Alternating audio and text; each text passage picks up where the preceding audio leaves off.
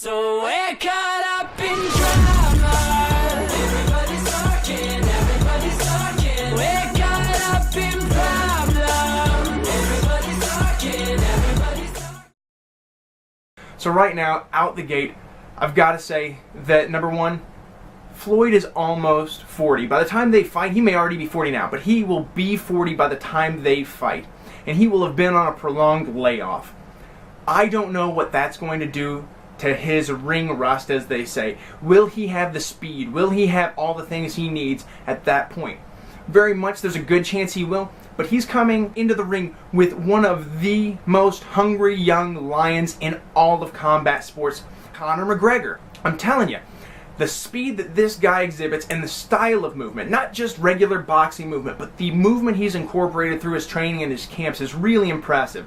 And so I think, number one, it's incredibly intriguing to wonder how Floyd will handle the movement and the speed of Conor McGregor. Number two, how does McGregor hold up over the rounds? I'm intrigued to know, is he going to be a fighter still at round 5 or 6, or is he going to be toast wearing those 12-ounce gloves? He could go the distance. Will his cardio be in shape? Will he have the endurance? I don't know, but I'm intrigued because the one thing I do know for sure is that Floyd will have a much better gas tank in that type of a 3-minute, 12-round fight. The next thing is power. Floyd's not known for knocking guys out. Conor's known to be able to take a punch even from guys bigger than him. What we also know is that Conor has one heck of a left hand. Something that can turn the lights out like that.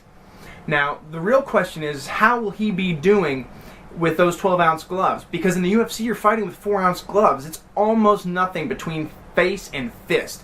So with these gloves, he's going to have like pillows on his hands punching somebody. Will that power translate? I think that's intriguing. Because what I do know is that in the course of a 12-round fight, I don't think money can elude him all the time, every round. I think he's gonna get hit. And is he gonna get wobbled? I don't know. If he gets staggered, can Conor jump on that and take advantage of that? I think there's a couple of other things that maybe we don't need to be concerned about, but I think add some intrigue to the fight. And will Conor be able to avoid that muscle memory of shooting for a takedown or throwing a kick or throwing a knee when stuff gets tough? When he gets rocked, if he gets knocked, will he try to shoot for something? Will there be some controversy coming out of this fight? I think that's a real possibility, and while I wouldn't agree with it because boxing has its rules and they need to be obeyed, I find that an intriguing and an interesting little facet of this fight. I think beyond that, you do have, will Conor get a little dirty intentionally if the fight's not going his way? Is he going to wrap up longer than he should? Is he going to risk things?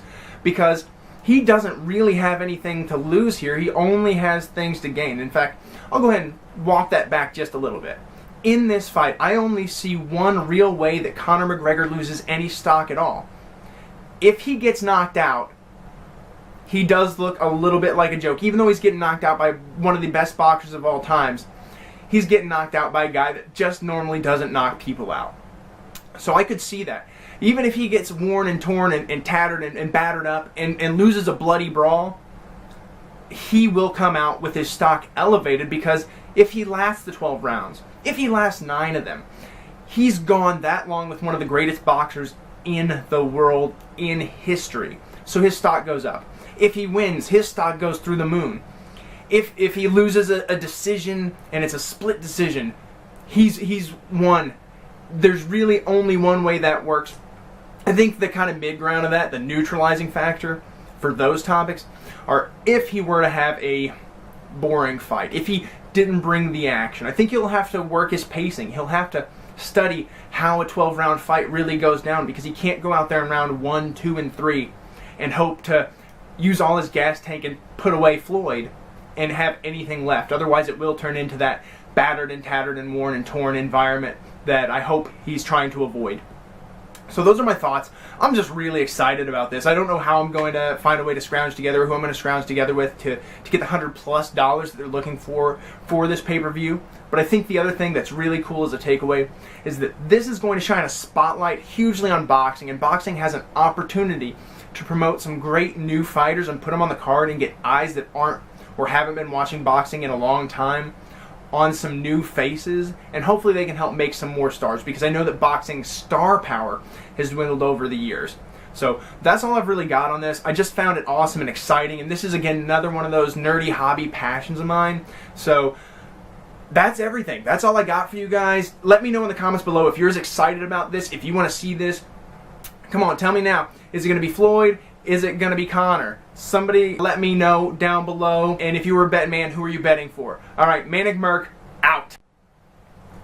Hey gang, thanks for tuning into this Manic Merk Quickie Sports spot right here. I just wanted to say thank you so much for tuning in again. Let me know if you like what I'm doing. Like, share, subscribe. Tune into the channel because I have a lot of great content coming and some really fun announcements that I can't wait to broach or bring to the table here in the next couple of days, maybe week to 2 weeks.